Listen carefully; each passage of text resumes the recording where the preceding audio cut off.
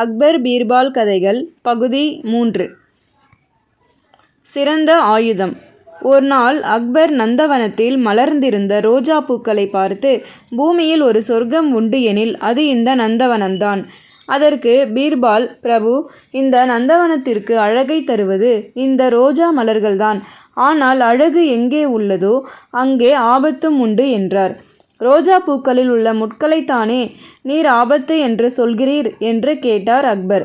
பீர்பால் அக்பரிடம், அபாயம் என்பது அழகை மட்டுமல்ல, வலிமை, செல்வம், புகழ் ஆகிய அனைத்தையும் சூழ்ந்து உள்ளது என்றார். பீர்பாலின் சொற்கள் அக்பரை சிந்திக்க தூண்டின. மறுநாள் சபையில் அக்பர் திடீரென்று ஒருவனை அபாயம் சூழ்ந்தால் அவனுடைய தற்காப்புக்காக பயன்படும் சிறந்த ஆயுதம் எது என்று சபையோர்களை நோக்கி ஒரு கேள்வி கேட்டார். பீர்பாலை தவிர சபையில் உள்ள அனைவரும் ஒவ்வொரு ஆயுதத்தின் பெயர்களை கூறினார்கள். ஆனால் பீர்பால் மட்டும் சூழ்நிலைக்கு ஏற்றவாறு சிந்தித்து செயற்படும் அறிவே சிறந்த ஆயுதம் என்றார். மறுநாள் அக்பர் சில பிரமுகர்களுடன் நதிக்கரையில் உலவிக் கொண்டிருந்த போது பீர்பாலும் உடனிருந்தார். அக்பரிடம் அங்கிருந்த மக்கள் திடீரென ஓடோடி வந்து, பிரபு, ஆபத்து, அபாயம்! பட்டத்து யானைக்கு திடீரென மதம் பிடித்து கொண்டது. அது இந்த பக்கமாகத்தான் ஓடி வந்து கொண்டிருக்கிறது. நீங்கள் உடனே ஓடிவிடுங்கள் என்று கூச்சலிட்டனர். அக்பர் தன் வாளினாலோ ஈட்டியினாலோ யானையை ஒன்றும் செய்ய முடியாது. அதற்காக ஒரு கோழையைப் போல் பயந்து ஓடவும் முடியாது என்று எண்ணி செய்வதறியாது செயலற்று நிற்க, பீர்பால் சட்டென்று அங்கிருந்த ஒரு பூனையை பிடித்து யானையின் முதுகில் வீசி எறிந்தார். யானையின் முதுகில் வீழ்ந்ததால் மிரண்ட பூனை தன் நகங்களினால் யானையை பிராண்டியது. வலி பொறுக்க முடியாத யானை தன் தும்பிக்கையினால் பூனையை பிடிக்க முயலவில்லை. அது தப்பித்து கீழே இறங்கி ஓடியது. யானையின் கோபம் முழுவதும் பூனையின் மேல் திரும்ப அது பூனையை துரத்தி கொண்டு எதிர் திசையில் ஓடியது. யானையின் கவனம் திசை திருப்ப அக்பரும் மற்றவர்களும் யானையிடம் சிக்காமல் தப்பித்தனர். அக்பர் பீர்பாலை பார்த்து, பீர்பால், சபாஷ்! அறிவுதான் சிறந்த ஆயுதம் என்பதை நிரூபித்து காட்டிவிட்டாய். சூழ்நிலைக்கு ஏற்றவாறு மூளையை பயன்படுத்தி சிந்தித்து செயல்படுவதே சாலச் சிறந்தது என்ற உண்மையை எங்களுக்கு புரிய வைத்து விட்டாய். நீ சொன்னதே சரி. உன்னை போன்ற அறிவாளி அருகில் இருந்தால் எந்த ஆபத்தையும் எதிர்கொள்ளலாம் என்று மனதார பாராட்டினார். நீதி. அறிவாளி உன் அருகில் இருந்தால் அபாயம் உன் அருகில் வராது. மேலும் சூழ்நிலைக்கு ஏற்றவாறு மூளையை பயன்படுத்தி சிந்தித்து செயல்படுவதே சாலச் சிறந்தது. கிணற்றுக்குள் வைர மோதிரம் விழுந்ததை எடுத்தல். ஒரு நாள் அதிகாலையில் சக்கரவர்த்தி அக்பரும் பீர்பாலும் வெளியே உலாவ கிளம்பினர். அக்பர் கோடையின் கொடுமையை பற்றி பேசிக்கொண்டே செல்லும்போது வழியில் ஒரு கிணறு கண்ணில் பட்டது. அந்த கிணற்றில் தண்ணீர் இருக்கிறதா என்று எட்டி பார்த்தார் அக்பர். அது ஆழமான கிணறு என்பதால் தண்ணீர் இருப்பதை அறிய முடியவில்லை. பீர்பால், பிரபு, தண்ணீர் இருக்கிறதா என்று அறிய ஒரு கல்லை தூக்கி போட்டு பார்த்தால் தண்ணீர் இருந்தால் கல் பட்டு தெளிக்கும் என்றார். பீர்பால் சொல்லிக்கொண்டே கிணற்றினுள் ஒரு கல்லை எறிந்தார். பீர்பால், கிணற்றினில் ஒற்றை கல்லாக போடக்கூடாது என்று சொல்வார்கள். அதனால் இன்னொரு கல்லை நான் போடுகிறேன் என்று சொல்லிக்கொண்டே தன் விரலில் இருந்த ஒரு வைர மோதிரத்தை அக்பர் கிணற்றினில் போட்டார்.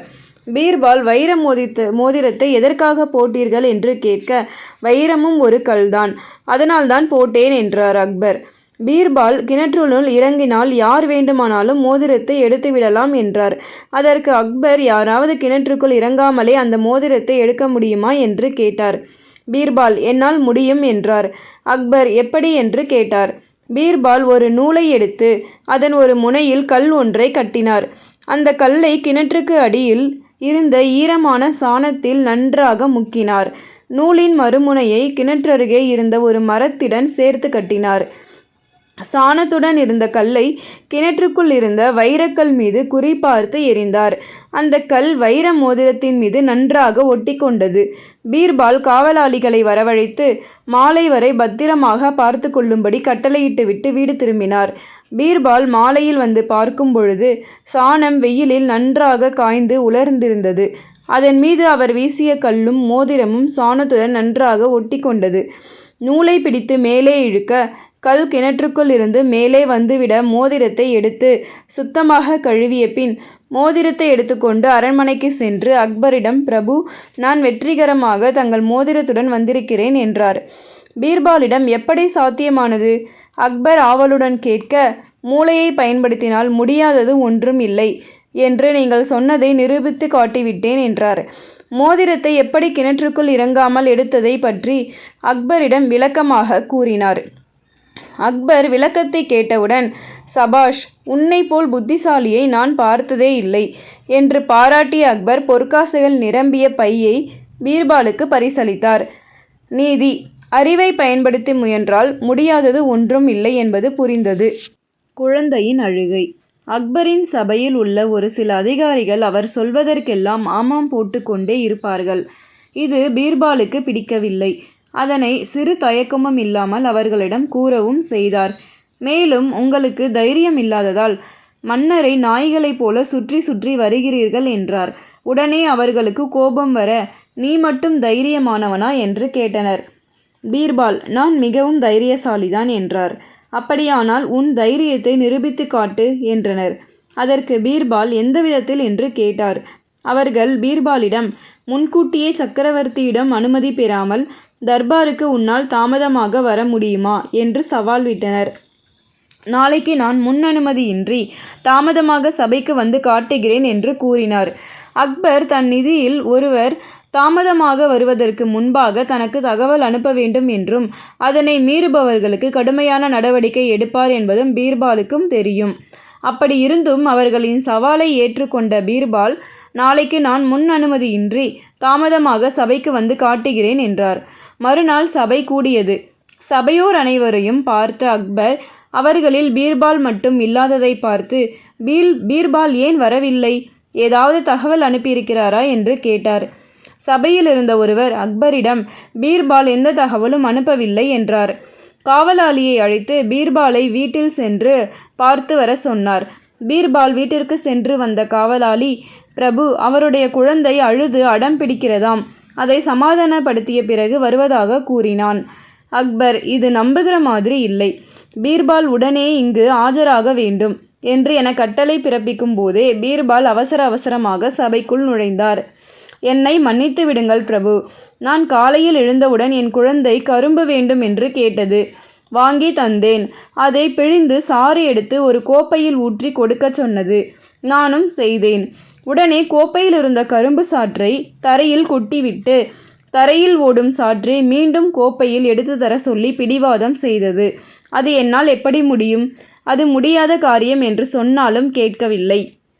அதனால்தான் சபைக்கு வர தாமதமாகி விட்டது என்றார் பீர்பால். ஒரு குழந்தையை சமாதானப்படுத்த சாமர்த்தியமற்ற உன்னை போய் பிரதம ஆலோசகனாக நியமித்துள்ளேனே என கேலியாக பேசினார். அதற்கு பீர்பால், நான் இப்போது ஒரு குழந்தை போல் நடிக்கிறேன். நீங்கள் என்னை சிரிக்க வையுங்கள் பார்க்கலாம் என்றார். அதற்கு அக்பரும் சம்மதித்தார்.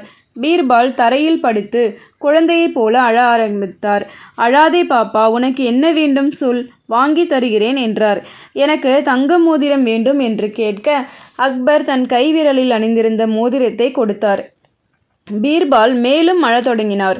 அக்பர் வேறு என்ன வேண்டும் என்று கேட்க, எனக்கு ஒரு யானை வேண்டும் என்றார். உடனே அக்பர் யானை ஒன்றை வரவழைத்து பீர்பாலிடம் கொடுத்தார்.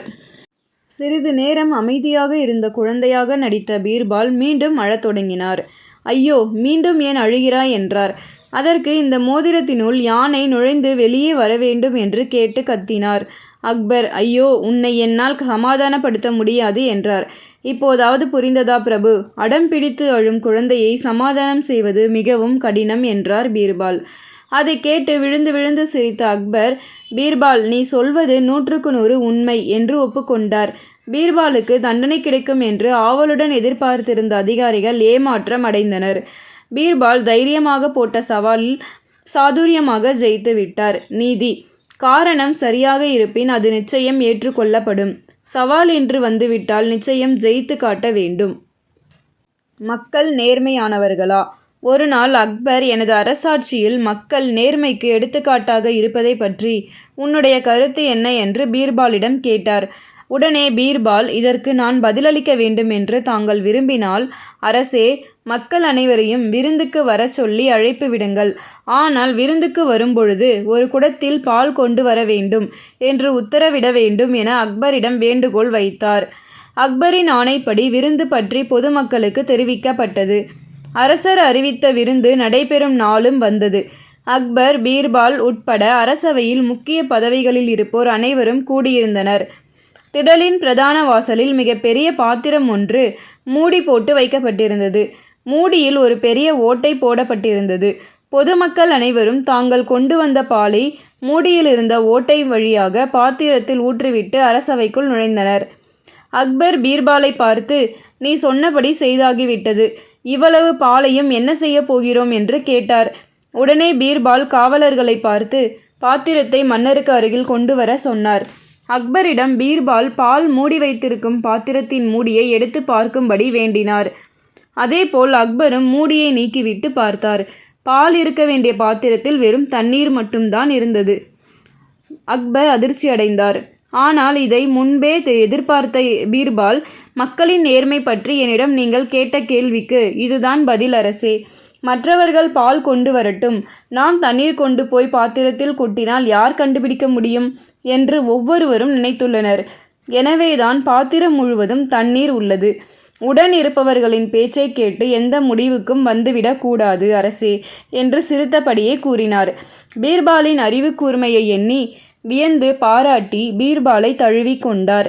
நீதி: மற்றவர்கள் சொல்லும் கருத்தை அப்படியே ஏற்றுக்கொள்ளாமல் சோதித்து பார்க்க வேண்டும். பிறகுதான் கருத்தை ஏற்றுக்கொள்ள வேண்டும். திருடனை கண்டுபிடிப்பது எப்படி?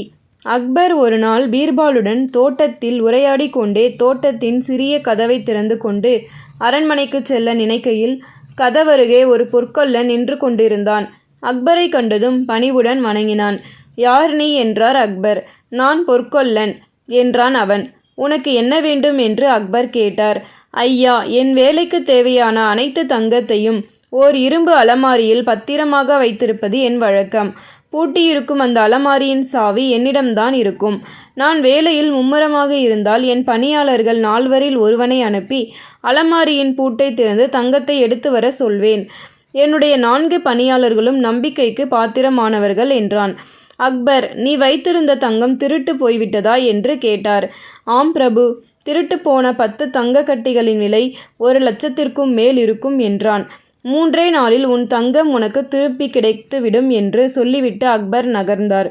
அக்பர் திருடனை கண்டுபிடிக்கும் பொறுப்பை நகர்காவல் தலைவரிடம் ஒப்படைத்திருந்தார். பொறுப்பை ஏற்றுக்கொண்ட நகர தலைவர் உடனடியாக பஜ்ரிதாஸின் 4 பணியாளர்களையும் கைது செய்து சிறையில் அடைத்தார். 2 நாட்களாக அவர்களை அடித்து உதைத்தும் அவர்கள் தாங்கள் நிரபராதி என்றே சாதித்தனர். நகர தலைவர் என்ன செய்வதென்று அறியாமல் புலம்பிக் கொண்டிருந்தார். அப்பொழுது சட்டென பீர்பாலின் ஞாபகம் வந்தது. பொழுது விடிந்ததும் அவசரமாக பீர்பாலை தேடி போனார். தன் பிரச்சனையை பீர்பாலுக்கு விளக்கி, நீங்கள்தான் எப்படியாவது குற்றவாளியை கண்டுபிடிக்க வேண்டும் என்று பணிவுடன் கேட்டார். காவல் தலைவரிடம் 3 அடி நீளமுள்ள 4 குச்சிகளை எடுத்துக்கொண்டு சிறைச்சாலைக்கு செல்லுங்கள். பிறகு நான் அங்கு வந்து அந்த 4 சந்திக்கிறேன் என்றார். பீர்பால் அந்த 4 உங்களுக்காக இந்த மந்திரம் ஜெபித்த குச்சிகளை கொண்டு வந்திருக்கிறேன், இதை எடுத்துக்கொள்ளுங்கள் என்று ஆளுக்கொன்றாக கொடுத்த பீர்பால், யார் திருடினவனோ அவன் கையில் உள்ள குச்சி இரவில் அவன் உறங்கும்போது 3 அங்குலம் வளர்ந்துவிடும் என்று சொல்லிவிட்டு பீர்பால் விடை பெற்றார்.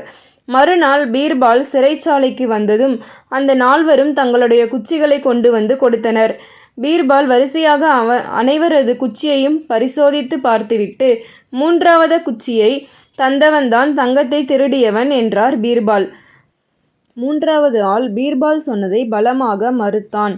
உனக்கு கொடுத்த மந்திர குச்சி 3 அங்குலம் அதிகமாக வளர்ந்துவிடும் என்று நம்பிக்கொண்டு நேற்றிரவு சிறையில் 3 அங்குல நீளத்துக்கு உன் குச்சியை வெட்டிவிட்டாய்.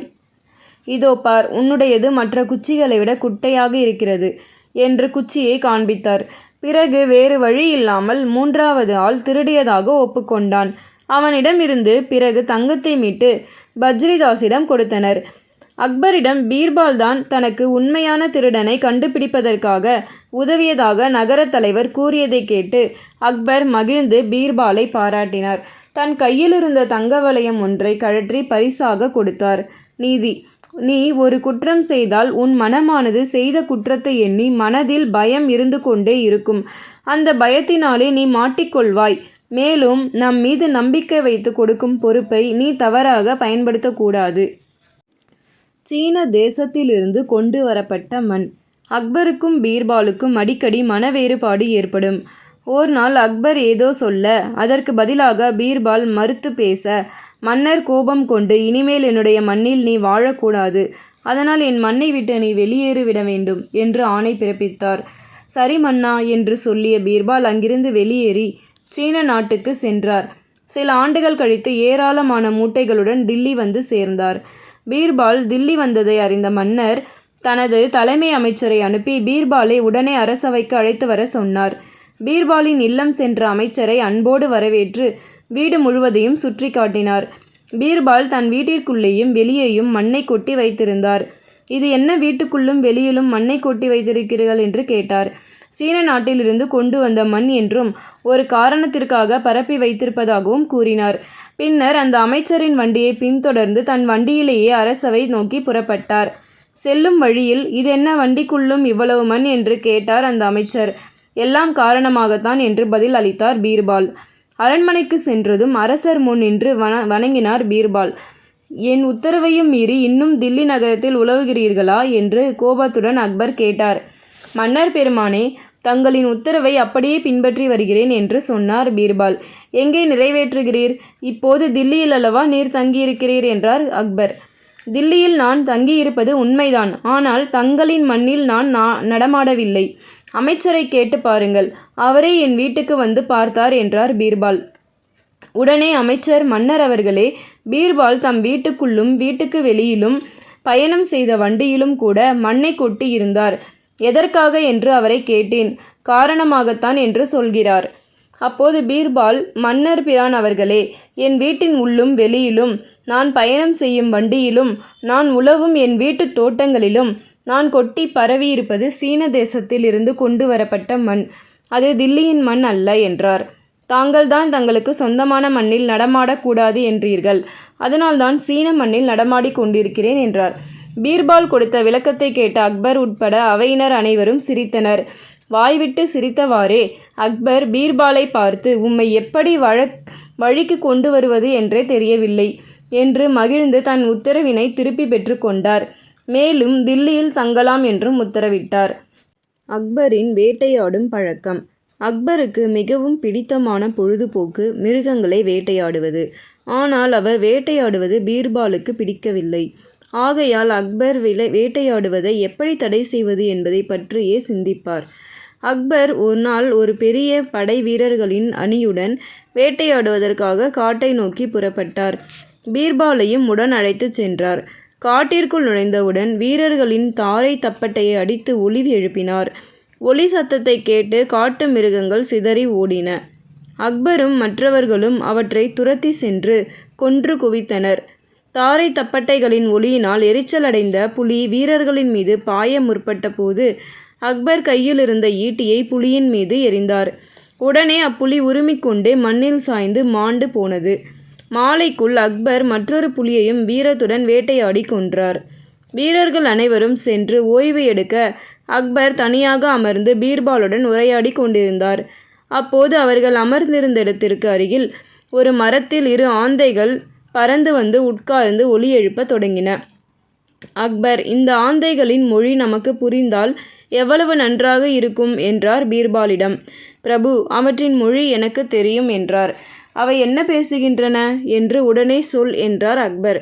பிரபு, அவை 2இல் ஒன்று மணப்பெண்ணின் தந்தை, மற்றொன்று பிள்ளையின் தந்தை. பிரபு, அவைகள் வரதட்சணை பற்றி விவாதித்து கொண்டிருக்கின்றன என்றார். பிள்ளையின் தந்தை மிருகங்களே இல்லாத 40 காடுகள் சீர்வரிசையாக தர வேண்டும் என்கிறது. அதற்கு பெண்ணின் தந்தை தன்னால் 20 காடுகள் மட்டுமே தர முடியும் என்றது. மேலும் பெண்ணின் தந்தையான அந்த ஆந்தை தனக்கு 6 வார காலம் அவகாசம் தந்தால் மீதி 20 காடுகளையும் ஏற்பாடு செய்ய முடியும் என்கிறது. பிரபு, இது என்ன உளறல்? மிருகங்களே இல்லாத காடுகளா? அதற்கு எங்கிருந்து கிடைக்கும்? 20 காடுகள் தருவதாக அது எப்படி ஒப்புக்கொண்டது என்றார் அக்பர். நீங்கள் இருக்கும் தைரியத்தில்தான் அது அப்படி பேசுகிறது என்றார் பீர்பால்.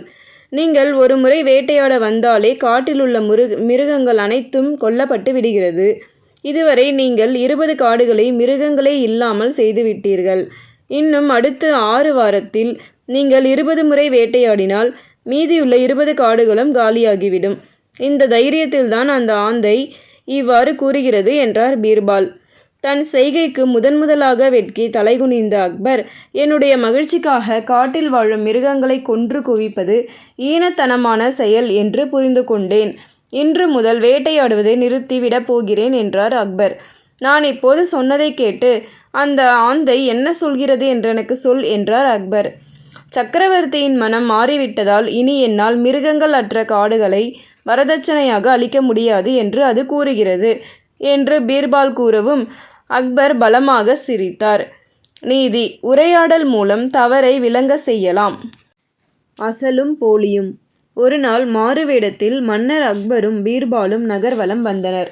அச்சமயம் நடக்க முடியாதவர்களும் பார்வையற்றவர்களும் வீதியில் பிச்சை எடுத்து கொண்டிருப்பதை பார்த்தனர். இக்காட்சியை கண்ட அக்பரின் மனம் வேதனை அடைந்தது. அதனால் பீர்பால், மன்னர் அவர்களே, ஊனமுற்ற இவர்களுக்கு நாம் ஏதாவது நல்லது செய்ய வேண்டும் என்றார். ஊனமுற்றவர்கள் பிச்சை எடுப்பது என்பது ஒரு கொடுமையான செயலாகும். ஊனமுற்றவர்களாக பிறந்தது அவர்களது குற்றம் இல்லை. செய்யாத குற்றத்திற்கு ஆண்டவன் அளித்த தண்டனையாகும். ஆண்டவனுக்கு ஒப்பான அரசர் இதற்கு பரிகாரம் செய்வது நல்லதுதான் என்றார் பீர்பால். இவர்களுக்கு என்ன செய்யலாம் என வினவினார் மன்னர். இவர்களுக்கு உணவை நாமே அளித்தால் அவர்கள் பிச்சை எடுக்க மாட்டார்கள் என்றார் பீர்பால்.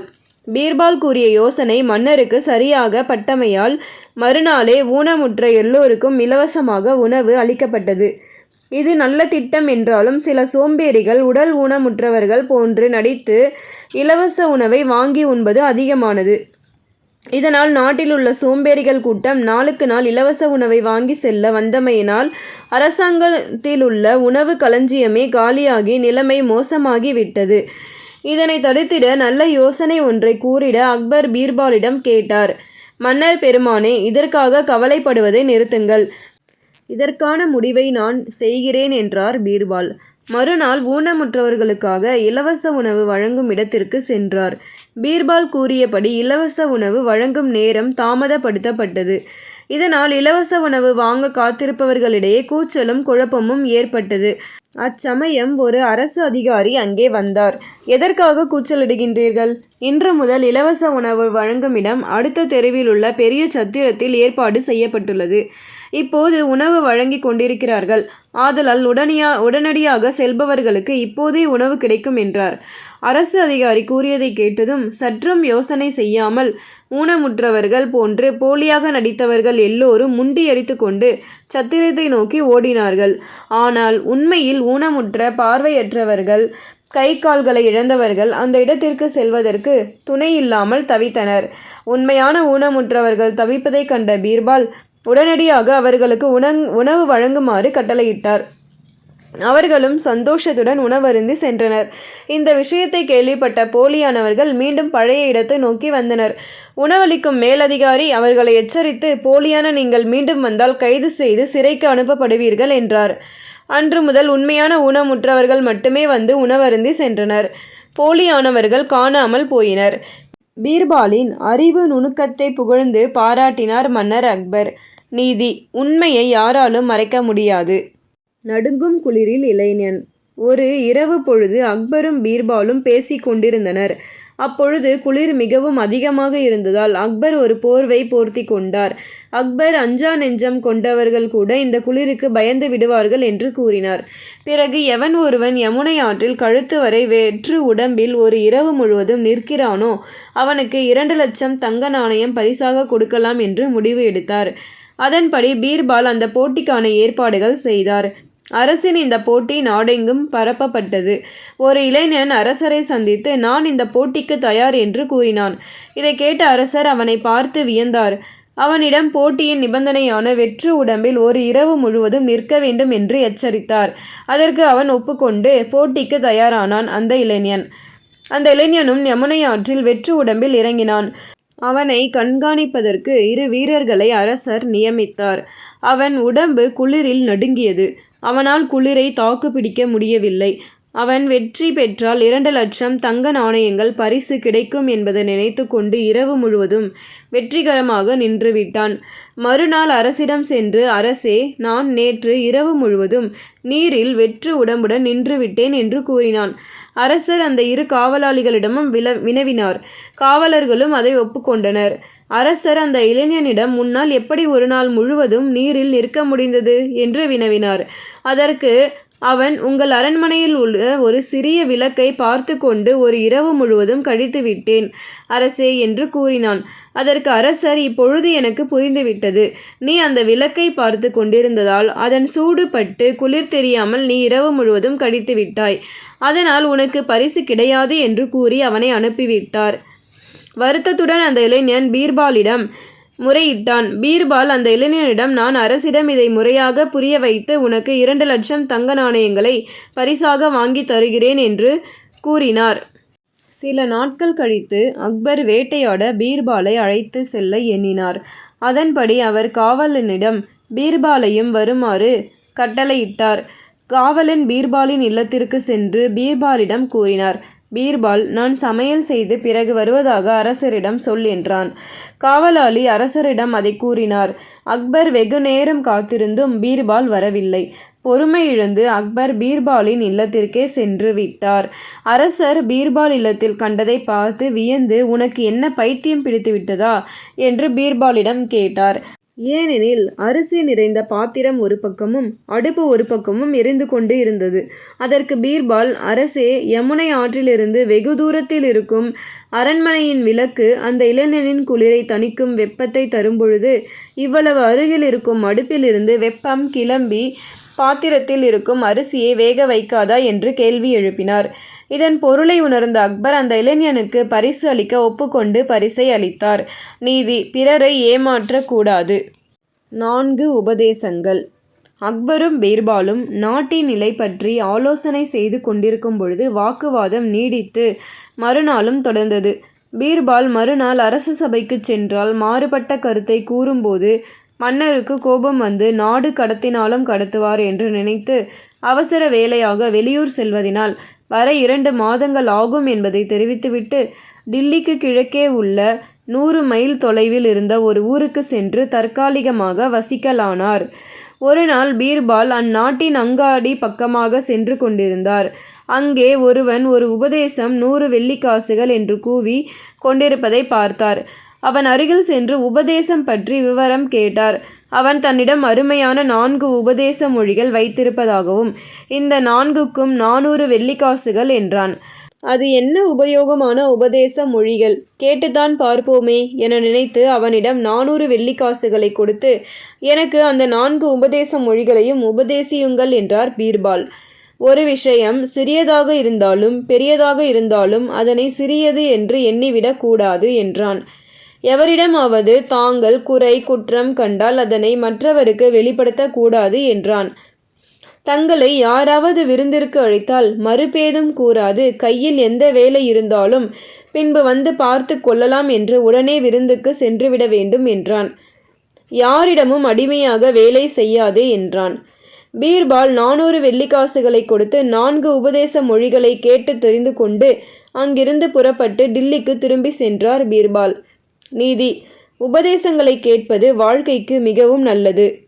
பொறாமையால் பதவியை இழந்த அமைச்சர்கள். பீர்பாலுக்கு அரசர் அக்பரிடம் மிகுந்த செல்வாக்கு இருப்பதைக் கண்டு அரசவை அமைச்சர்களுக்கு மிகுந்த பொறாமையாக இருந்தது. அதனால் எப்படியாவது அரசரிடமிருந்து பீர்பாலை பிரித்துவிட வேண்டும் அல்லது ஒழித்துவிட வேண்டும் என சதித்திட்டம் தீட்டினர். இதற்கு யாரை பயன்படுத்துவது என்று யோசித்து அரசருக்கு முடித்திருத்தும் ஒரு பணியாளரை தேர்ந்தெடுத்தனர். அவனுக்கு பொன்னும் பொருளும் அளிப்பதாக ஆசை வார்த்தை கூறி அவரை சம்மதிக்க வைத்தனர். ஒரு நாள் முடி திருத்துபவர் அரசருக்கு முடி திருத்தம் செய்வதற்காக சென்றான்.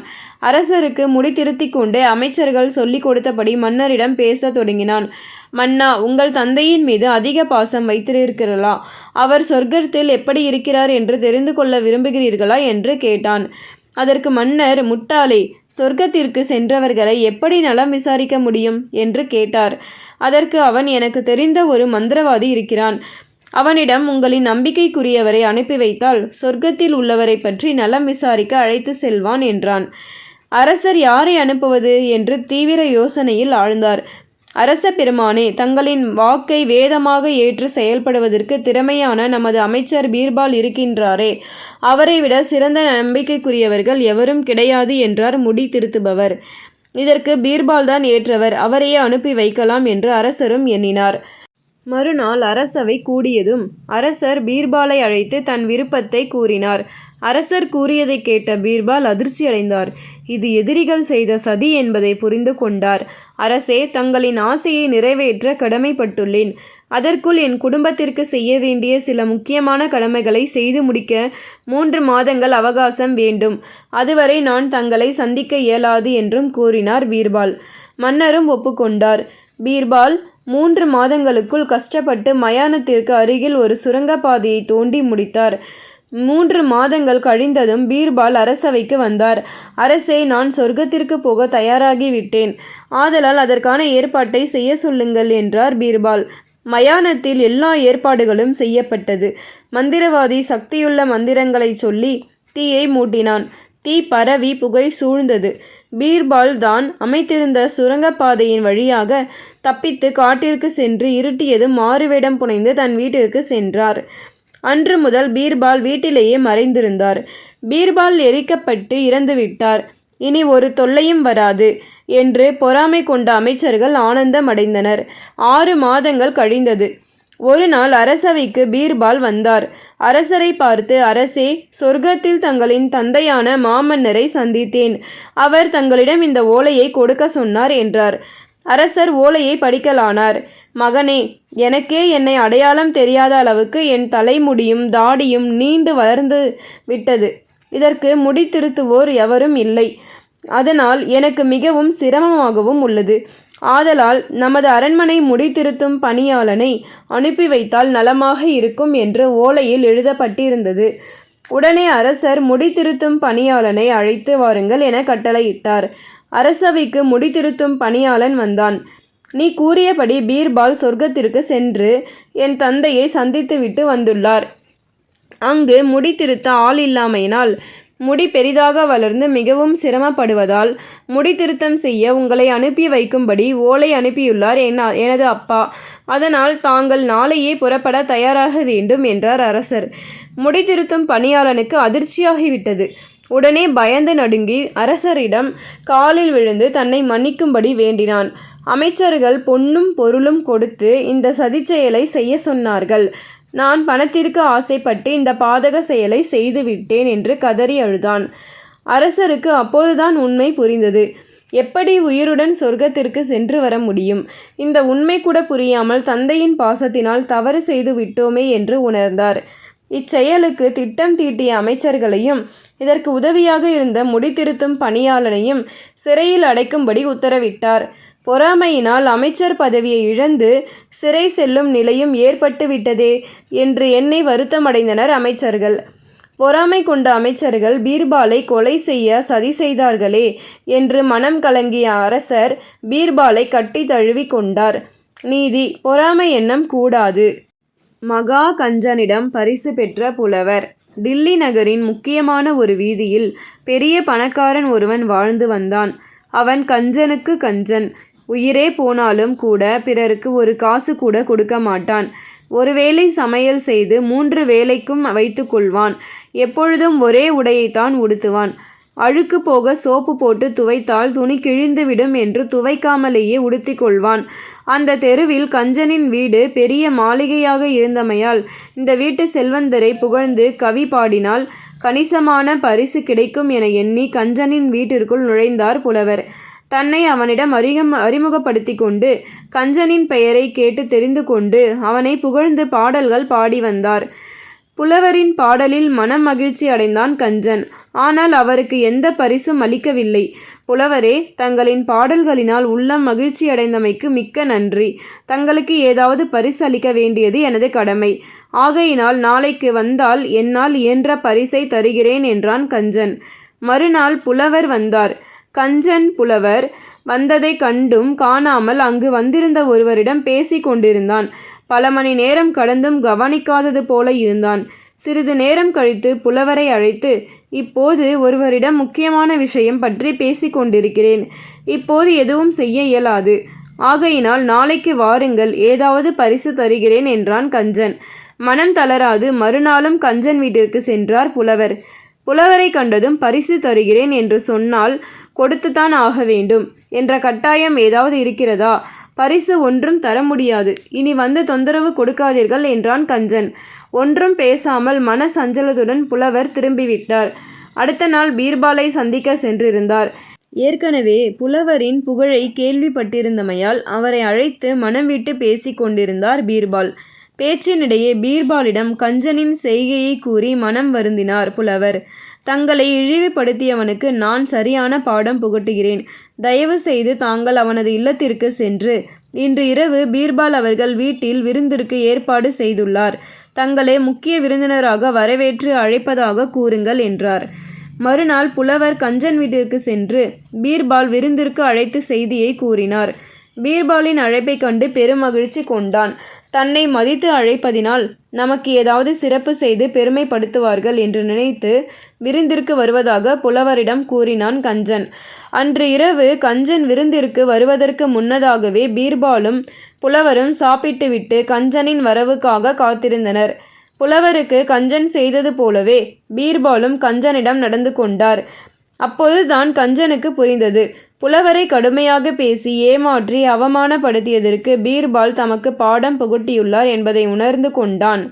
உடனே கஞ்சன், மதிப்பிற்குரிய பீர்பால் அவர்களே, புலவருக்கு செய்த தவறை மன்னியுங்கள். புலவர் அவர்களே, நான் சொல்லியபடி எனது பரிசாக இந்த தங்க மோதிரத்தை அளிக்கிறேன். மறுக்காமல் ஏற்றுக்கொள்ளுங்கள் என்று கையில் அணிந்திருந்த தங்க மோதிரத்தை கழற்றி புலவருக்கு அளித்தான் கஞ்சன். நீதி, யாரையும் ஏமாற்றக்கூடாது. மக்களின் 4 விதமான பேச்சு. அக்பர் தன் நாட்டின் நடப்பு நிலை எப்படி இருக்கிறது என்று அறிந்து கொள்வதற்காக அக்பரும் பீர்பாலும் சாதாரண விவசாயிகள் போன்று மாறுவேடத்தில் நாட்டை சுற்றி பார்க்க சென்றனர். வெகு தூரம் வந்தமையால் மன்னருக்கு களைப்பு ஏற்பட்டது. அதனால் பீர்பாலிடம் மன்னர் காட்டில் இருந்த ஒரு பெரிய மரத்தின் நிழலில் அமர்ந்து சற்று ஓய்வெடுத்துவிட்டு செல்லலாம் என்றார். அச்சமயம் காட்டிற்கு செல்லும் ஒற்றையடி பாதையின் வழியாக விறகுகளை நன்கு கட்டி தலையில் சுமந்து கொண்டு ஒருவர் வந்து கொண்டிருந்தார். அவர் அருகில் வந்ததும் பீர்பால், ஐயா, வயதானவரே, இந்த கடுமையான வெயிலில் விறகை சுமந்து செல்வது சிரமமாக இல்லையா? ஆகையினால் இங்கு சற்று ஓய்வெடுத்துவிட்டு செல்லுங்கள் என்றார். முதியவரும் சிறிது நேரம் ஓய்வெடுத்துவிட்டு செல்லலாம் என்று நினைத்தார். முதியவரின் தலையிலுள்ள விறகு சுமையை கீழே இறக்கி வைக்க பீர்பாலும் உதவினார். மூவரும் மரத்தின் அடியில் ஓய்வெடுத்து கொண்டிருந்த சமயம் பீர்பால் அந்த முதியவரிடம், உங்களுக்கு ஒரு செய்தி தெரியுமா? மன்னர் அக்பர் இன்று இயற்கை எய்திவிட்டார் என்றார் பீர்பால். இதனை கேட்ட முதியவர் அதிர்ச்சி அடைந்தார். இது எப்படி நிகழ்ந்தது என்று பதட்டத்துடன் வினவினார். இந்த செய்தி கேட்டு ஏன் இவ்வளவு பதட்டப்படுகின்றீர்கள் என்று கேட்டார் பீர்பால். அதற்கு அவர், நம் நாட்டிற்கு இவரை போன்று ஒரு மன்னர் கிடைக்க மாட்டார்கள். சிறந்த நிர்வாக திறமை கொண்ட மன்னர். அக்பர் இயற்கை எய்தியதை எண்ணி முதியவர் மிகவும் வருத்தமடைந்தார். முதியவர் சிறிது நேரம் ஓய்வெடுத்து கொண்டு விடை பெற்றார். பீர்பால் அந்த விறகு சுமையை மீண்டும் அந்த முதியவரின் தலையில் ஏற்றிவிட்டு அவர்களும் புறப்பட்டு சென்றனர். அக்பரும் பீர்பாலும் பேசியபடி நகர வீதியை அடைந்தனர். நடந்து வந்து களைப்பால் மன்னருக்கு தாகம் எடுத்தது. அப்போது வீதியில் மோரு மோரு என்று கூவியபடி ஒரு பெண் தலையில் மோர் பானையுடன் வந்து கொண்டிருந்தாள். அந்த மோர்க்கார பெண்ணை பார்த்து பீர்பால், மோர்க்கார பெண்ணே, எங்கள் இருவருக்கும் 2 குவளை மோர் கொடு என்று கூறி மோருக்கான பணத்தை கொடுத்தார். அரசரும் பீர்பாலும் மோரை வாங்கி குடித்தனர். பீர்பால் மோர்க்கார பெண்ணை பார்த்து, நம் மரியாதைக்குரிய மன்னர் இன்று இயற்கை எய்துவிட்டார் என்கிற செய்தியை உனக்கு தெரியுமா என்று கேட்டார். அதற்கு மோர்க்கார பெண், மன்னர் இருந்தால் என்ன, மறைந்தால் என்ன? மன்னராக பிறந்தாலும் இயற்கையை வெல்ல முடியாது. நல்ல வேளை, செய்தியை இப்போது சொன்னீர்கள். மன்னரின் மறைவை பார்ப்பதற்கு மக்கள் கூட்டம் கூட்டமாக வருவார்கள். அங்கு சென்றால் எனக்கு நல்ல வியாபாரம் ஆகும் என்று கூறிவிட்டு அங்கிருந்து வேகமாக சென்று விட்டாள். பீர்பால் அவர்களே, நாம் சந்தித்த இருவரும் என்னை பற்றி இருவிதமான எண்ணத்தை வெளிப்படுத்தியுள்ளார்களே, இவர்களில் யார் மீது தவறு என்று வினவினார் மன்னர். மன்னர் பெருமானே, தவறு நம்மீதுதான். ஏனெனில் நாட்டின் நலன் கருதி பல நல்ல செயல்களை செய்யும்போது மக்களில் சிலர் போற்றுவதும் சிலர் தூற்றுவதும் நடைமுறையான விஷயம்தான் என்றார். பீர்பால் கூறியதை கேட்ட மன்னர், நாடாளும் மாமன்னராக இருந்தாலும் மக்கள் 4 விதமாகத்தான் பேசுவார்கள் என்பது தெளிவாக தெரிகிறது என்றார் அக்பர். நீதி, பிறர் போற்றுவதையும் தூற்றுவதையும் பொருட்படுத்தக்கூடாது. காரணம் என்ன? அக்பரின் அரச சபையில் அறிஞர்களும் புலவர்களும் கூடியிருந்தார்கள். அப்போது அக்பர் திடீரென்று ஒரு கேள்வியை சபையில் கேட்டார். என் உள்ளங்கையில் ஏன் ரோமம் முளைக்கவில்லை என்று கேட்டார். அக்பரின் இந்த கேள்விக்கு என்ன பதில் சொல்வது என்று சபையில் உள்ளோர் திகைத்து போனார்கள்.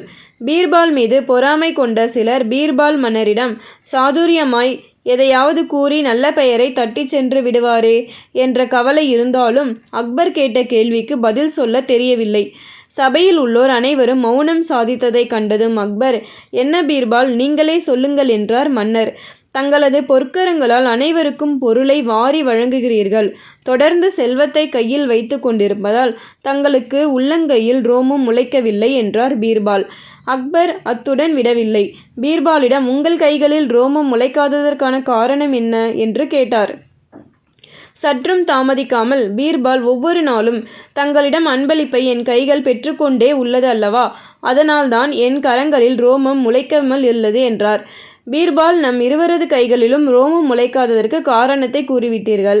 ஆனால் சபையில் உள்ள இவர்களின் கைகளில் ஏன் முளைக்கவில்லை என்று பீர்பாலை கண்டு பொறாமைப்படுவோரை சுட்டிக்காட்டினார். பாதுஷா அவர்களே, ஒவ்வொரு நாளும் தாங்கள் எனக்கு அளிக்கும் பரிசுகளை பார்த்து பொறாமை உணர்வால் கைகளை பிசைந்து கொண்டிருப்பதால் இவர்களின் கைகளில் ரோமம் முளைக்கவில்லை. பீர்பாலின் சாதுரியமான பதிலை கேட்டு அக்பர் தன்னை மறந்து சிரித்தார். யமுனை நதி அழுவது ஏன்? அக்பர் தமது மனைவியுடன் யமுனை நதிக்கரையில் அமர்ந்து யமுனையின் அழகினை ரசித்து கொண்டிருந்தார். பேகம், யமுனை நதியின் நீரோட்டத்தின் சலசலப்பு உன்னை அழகி அழகி என்று கூறிக்கொண்டே செல்வது போல் தோன்றுகிறது, இல்லையா பேகம் என்றார். ஆனால் அரசியாரோ அக்பர் கூறியதை மறுத்து, உங்களுக்கு அப்படி தோன்றுகிறது. யமுனை நதியின் சலசலப்பு ஒரு பெண் அழுது கொண்டிருப்பது போல என் கண்களுக்கு தெரிகிறது. யமுனை அழுது கொண்டிருக்கிறது என்றுதான் கூற வேண்டும் என்றார் அரசர். அக்பருக்கோ அதிர்ச்சியாக இருந்தது. ஏன் பேகம், உன் அழகை கண்டு பொறாமைப்பட்டு அழுது கொண்டிருக்கிறதோ என்றார் அரசர். அரசியாரின் முகம் வெட்கத்தால் சிவந்து போனது. அடுத்த நாள் அரச சபை கூடியதும் அமைச்சர்களிடம் நமது சந்தேகத்தை கேட்டார். யமுனை அழுது கொண்டிருப்பது போல் தோன்றுவதற்கு என்ன காரணம்?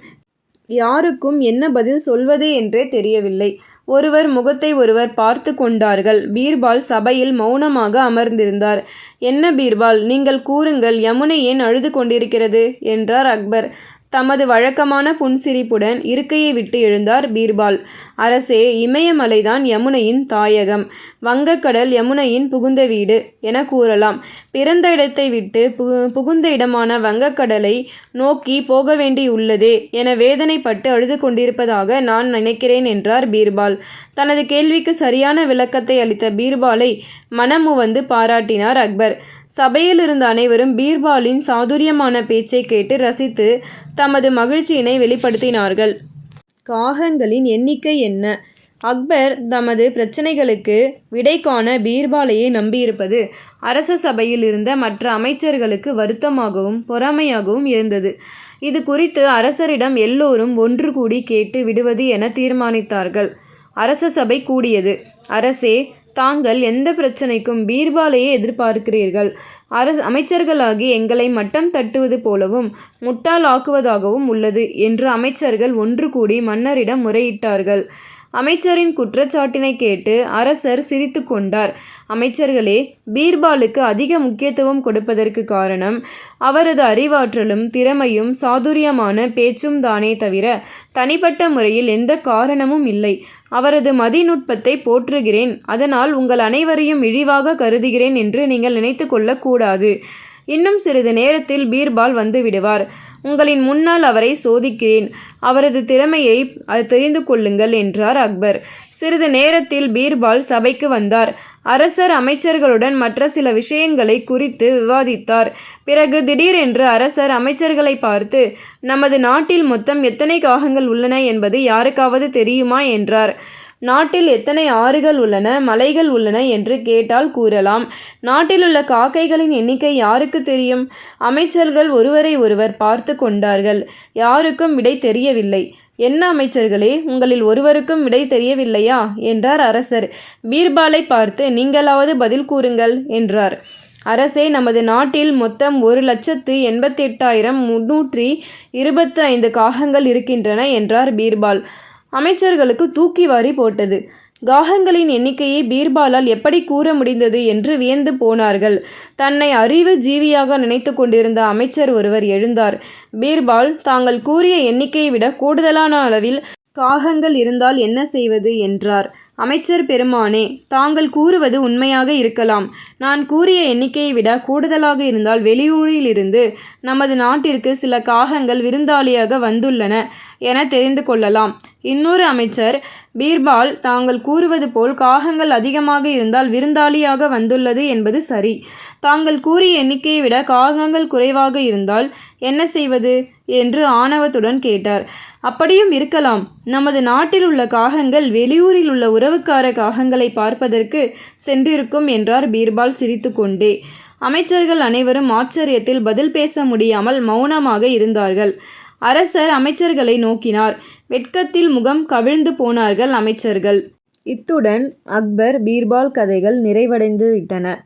மீண்டும் அடுத்த ஒரு நல்ல பதிவில் சந்திப்போம். நன்றி, வணக்கம்.